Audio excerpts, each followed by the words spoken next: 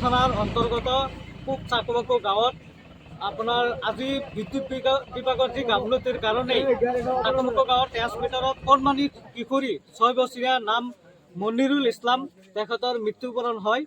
গতিকে আমি বাৰম্বাৰ বিদ্যুৎ বিভাগক কোৱাৰ পিছতো আজিলৈকে জাগীৰোড থানাৰ অন্তৰ্গত বিভিন্ন অঞ্চলত এতিয়ালৈকে বেৰিকেড দিয়া নাই।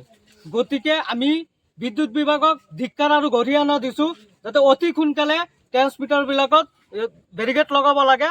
যদি নলগায় অন্যথা গণতান্ত্ৰিকভাৱে আমি আন্দোলন কৰিব বাধ্য হ'ম।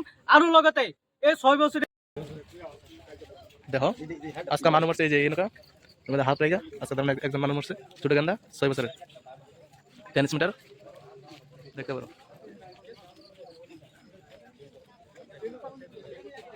এটা বাড়ির রাস্তা, রাস্তার কিনারে ট্রান্সমিটার।